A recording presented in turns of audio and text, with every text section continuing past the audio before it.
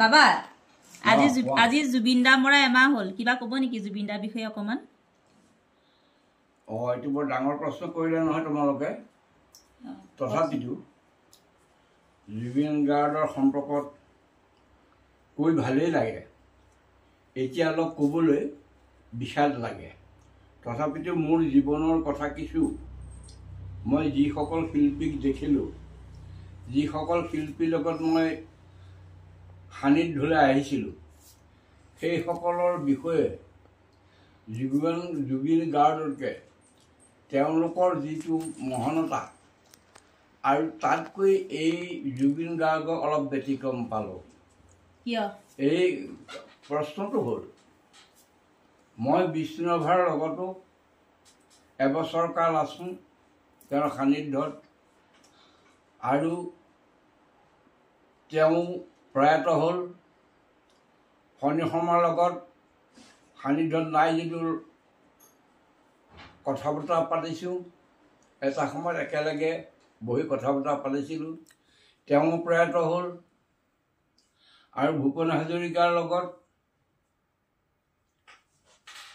কথা বতৰাটো পতা বাদেই মই বহুবাৰ প্ৰগ্ৰেম কৰিছোঁ আৰু তেওঁৰ বাহিৰেও তেওঁৰ ভাতৃ জয়ন্ত হাজৰিকাকে প্ৰমুখ কৰি বহুতো শিল্পীৰ লগত খগেন মহন্তকে আদি কৰি বহুতো শিল্পীক পালোঁ আৰু সকলো প্ৰয়াত হ'ল কিন্তু এই জুবিন গাৰ্গৰ যিটো যি কিবা চক্ৰান্তই কৰিয়েই হওক কিবা তেওঁ এনেই ইচ্ছা মৃত্যুৱেই হওক কিন্তু তেওঁৰ মৃত্যুটো এই এটাই কি গ'ল মহান শিল্পীতকৈ অলপ ব্যতিক্ৰম এইকাৰণেই মই দেখিলোঁ মোৰ জীৱনত এটাই মই সৌভাগ্য বুলি মই নিজকে ভাবিছোঁ যে এই যুৱ প্ৰজন্মৰ যিজন শিল্পী আমাৰ অসমলৈ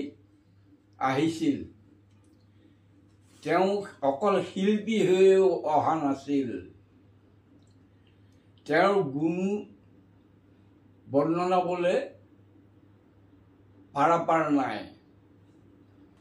আৰু তেওঁ এটা কথা কৈছিল যে মই সাগৰৰ তলিত শুই ভাল পাওঁ আৰু সেই সাগৰৰ তলিত শুই ভাল পোৱা বতাহৰ লগত নাচি ভাল পোৱা তেওঁ যিখিনি এই 52 বছৰ বয়সত অসমত যিটো তোলপাৰ লগালে পৃথিৱী যিটো তোলপাৰ লগালে মোৰ জীৱনত এইটো প্ৰথম আৰু সেইকাৰণতে এই মোৰ এই 93 বয়সৰ এইখিনি যে মই দেখি আৰু অসমৰ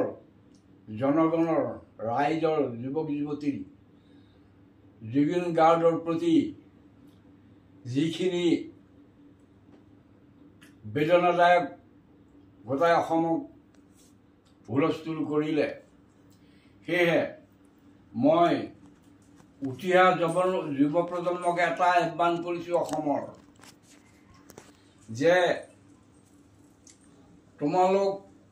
ধৈৰ্যবিহীন নহ'বা তোমালোকে ধৈৰ্য ধৰা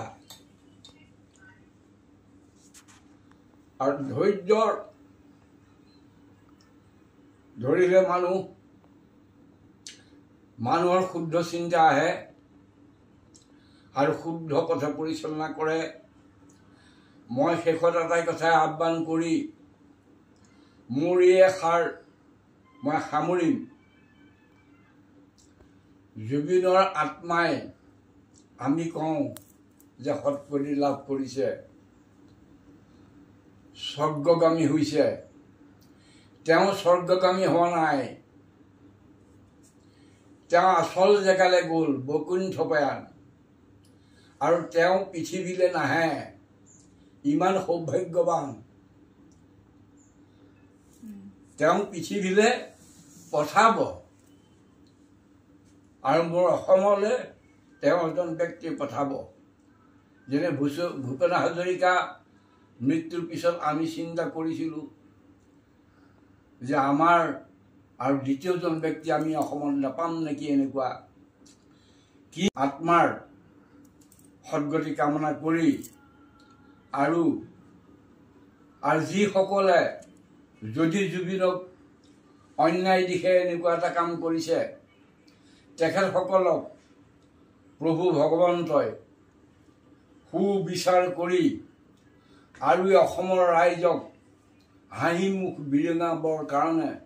প্ৰভুৰ শ্ৰী চৰণৰ সেৱা জনাই আৰু জুবিনৰ আত্মাৰ সদ্গতি কামনা কৰি মোৰ এই এষাৰ মই সামৰিছোঁ। আৰু এটা কথা বাবা, যুৱ প্ৰজন্মলৈ কিবা এটা কওক। তেওঁলোকে যে এতিয়া বহুত উৎপাত কৰিছে। যুৱ প্ৰজন্মলৈ এটাই অনুৰোধ মোৰ, এতিয়া এই অশৃংখলটো হ'ব নালাগে। অশৃংখলটো এই হৈছে এটা কাৰণতে বেদনা, যিটো বেদনা পাইছে সেই বেদনাখিনিকে মই কৈছোঁ যে অকল আমি বেদনাকে ধৰি থাকিলেই নহ'ব, বেদনাখিনি আমি মষিমূৰ কৰিব লাগিব। মষিমূৰ কৰি জুবিনৰ বিচাৰটো আমি কেনেধৰণে আনিব পাৰোঁ, সেইকাৰণতে মই যুৱ প্ৰজন্মক এটাই কৈছোঁ যে আপোনাৰ সব কেতিয়াও অশৃংখললৈ নাযাব। আৰু কোনোবাই যদি কিবা কৰে, এতিয়া শুনিবলৈ পাইছোঁ এতিয়া জুবিনক লৈ ৰাজনীতি মানে হেৰি এটা সোমাইছে। এইটো বৰ দুৰ্ভাগ্যজনক কথা। এইটো এজন শিল্পীক লৈ ৰাজনীতি কৰাটো এইটো জানো আমাৰ নীতি বা এতিয়া আমাৰ সামাজিক মানে প্ৰথা? সেইকাৰণে মই যুৱ প্ৰজন্মক আহ্বান এইকাৰণে জনাইছোঁ, এই গোটাইখিনি মষিমূৰ কৰিব পাৰিব আমাৰ অসমৰ মোৰ উঠি অহা যুৱ প্ৰজন্ম। সেইকাৰণে যুৱ প্ৰজন্মক মই আহ্বান জনাইছোঁ, মই সাদৰেৰে অনুৰোধ জনাইছোঁ যাতে অশৃংখলতে নাহে চিন্তাৰ মাধ্যমতে আপোনাৰ সব আগবাঢ়ি যাওক। এইখিনিয়ে মই ভগৱানৰ ওচৰত প্ৰাৰ্থনা কৰি মোৰ এই চমু বক্তব্য মই সামৰিছোঁ। ঠিকে আছে।